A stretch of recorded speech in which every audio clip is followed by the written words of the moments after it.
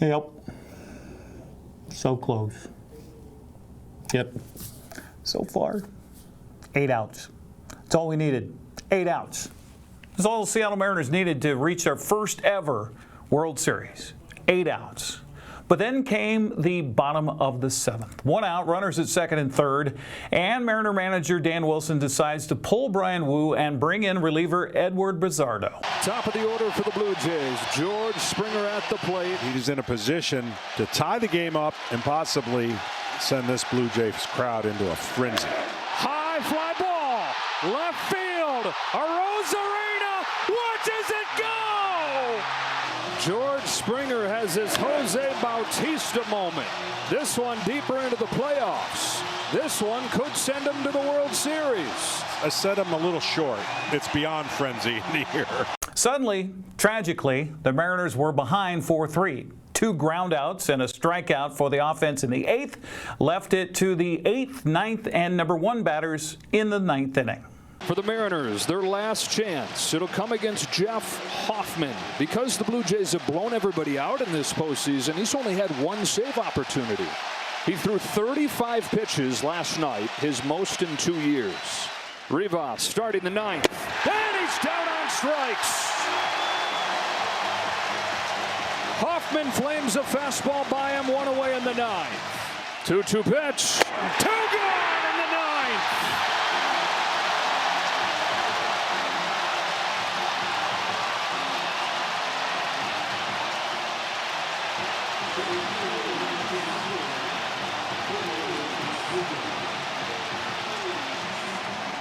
And the Toronto Blue Jays, the payoff. He struck him out! And for the first time in 32 years, the Blue Jays have won the pennant!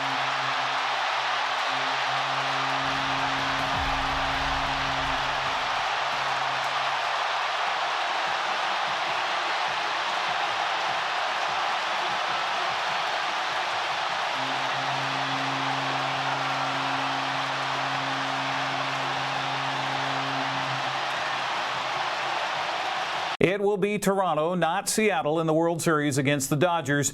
Terry Kell Raleigh shared his incredible disappointment afterwards. Thinking about what we could have done better, you know.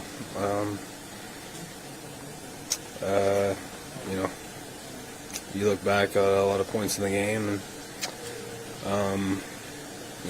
where you could have taken advantage of, or even the series, and so just disappointed.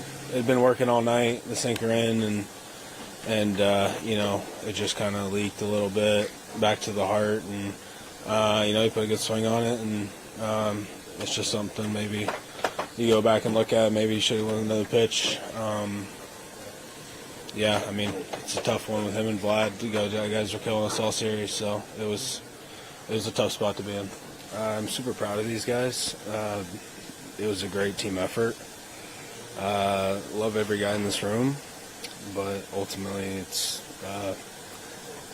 not what we wanted, and it's I hate to use the word failure, but it's a failure, and that's what we expected, was to get to a World Series, win a World Series, and that's what the bar is and the standard is, and it's what we want to hold ourselves accountable to. But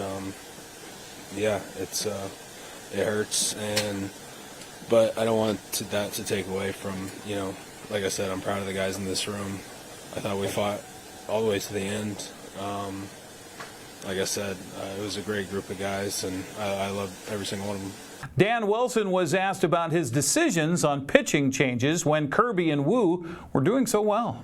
Brian was throwing the ball so well. First of all, George, I thought, threw the ball excellent, and then Brian picked up right where George left off, and gave us a good spot to be in, and after the walk, hoping to get the ground ball, which we did, but it just found a hole, and then knew Jimenez was going to bunt there, and Bizzardo's been the guy that's gotten us through those situations, those tight ones, especially in the pivot role, and That's where we were going at that point. We felt really comfortable with him out there, the way he's been throwing the ball, especially in this series, and it was a good spot for him. You make your decisions, and sometimes you have to live and die with it, and I think again, the way Zardo has thrown the ball all season long, we were comfortable with where we were, and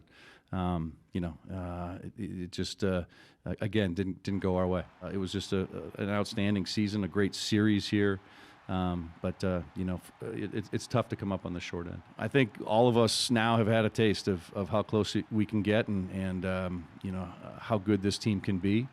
And so I think once you get that, that's what you're shooting for again the next year. And I know that will continue to be the goal. That was the goal this year. It will continue to be the goal is to get to that final step. And this year we were one game short. Seattle finishes the season with a 96-78 record. Cal Raleigh finishes with 65 home runs, more than anyone ever in the history of American League baseball in a single season. Seattle was within the 8 outs of the World Series with the 16th highest salary in Major League Baseball. That means low, by the way, $101 million. M's also, bragging rights. They were better than the Astros and the Yankees. Well, while Mariner fans were soothing their wounds, Seahawks fans cheered a 27-19 win. Not pretty, though. Seattle had 4 turnovers, 12 penalties in the win. Thanks in large part to their defense, they were able to get the victory. In fact, the D held the Texans to 56 yards rushing. Coach Mike McDonald was happy to get the win. Great win. We just talk about how we play. We pick each other up all the time. I thought our defense played outstanding. Their defense is a dang good defense. What do they average? 12 points a game? I don't know how many. I don't even know what the score was, but so we outperformed that. We obviously got to take care of the football, but the guys played hard. We responded to all the adversity, affected the quarterback, took the run away. All the things that we said we need to be able to do. There's a couple plays there at the end that probably could have called some better plays to put us in better situations, but our guys fought, and it's great to win at home. Win helped Seattle keep pace with San Francisco and Los Angeles in the NFC West at 5-2. Hawks have a bye this week before returning November 2nd on Sunday Night Football at Washington. Seattle Kraken lost a game in regulation for the first time this season last night in Philadelphia. Jordan Eberle helped Seattle get on the board first, but the Flyers came storming back for a 5-2 victory. Around the wall, Berkeley Catton to the line for Cale Fleury. Fleury shot, tip, scores! Berkeley Catton sure to get the assist, his first NHL point in his first NHL game. Jordan Eberle applies the pressure. Couturier gives it up now for a Sealer shot, and he scores. Nick Sealer capitalizing on a Kraken mistake, a rare mistake from DeCord behind the net. Here's Brink, back to York. Brink again with 13 to go on the Kraken penalty kill. Puck to the corner, Brink to Forrester, shoots under the bar, they score. Michkov to the far side, Zamula back door, Konechny scores. Work to the near side, Zegras to York, down the slot, scores. Top now, the Kraken will pick it up. This is Beniers down low. Jordan Eberle trying to shovel it in, but he lost the puck. Now it's picked back up. Yanni Newman, he scores. Here's Tippett. Off to Couturier, back to Tippett, a shot, tipped in, they score! Kraken will sit on the puck. They'll suffer their first regulation loss of the season, but still pretty up on this road trip as they head off to Washington, D.C. tomorrow night. Seattle's in D.C. today facing the Capitals, that game being broadcast on Kong TV. There were 3 B prep volleyball matches on Monday. Liberty Bell edged Omak in a thriller 3-2. Wilson Creek got by Bridgeport 3-1. Cascade Christian over Oroville 3-1. Busy volleyball schedule today. Actually began earlier this afternoon. Kashmir hosting Kiona Benton. Cascades visiting Toppenish tonight, while Moses Lake Christian visits Soap Lake and Wilson Creek plays at Pateras. The rest of the matches begin at 6:30 with Wenatchee at Moses Lake. Eastmont's hosting Davis. Prosser plays at Quincy. Fred is in Grandview. 2. Manson hosts Chelan. Okanagan visits Brewster. Tonasket welcomes Lake Roosevelt. Etiette plays at Waterville Mansfield. Chelan is hosting Cascade and Prep Girls Soccer today. Also, Pateras visiting Okanagan. Liberty Bell welcomes Oroville. Eastmont is hosting Davis at 6. Freitas at Grandview. Cashmere's game versus Count of Benton forfeited by the Bears. They have so many injuries and not enough players to field a team. That's so sad. Bridgeport plays at Omak. Brewster hosts Manson. Tonasket traveling to Lake Roosevelt. Also, after being upset last week on the road at West Valley, the Wenatchee Panthers look to bounce back tonight against Moses Lake. Mavericks come into Leibofto Field of the Apple Bowl, tied with Eisenhower for second place of the Big Nine at 6-3. Panthers are 7-1 in conference play, 9-1-1 overall. Sebastian Moraga and Matt Wiesen have the call tonight live on the NCWLIFE channel beginning at 7 o'clock. That's a look at sports news. I'm Eric Granstrom.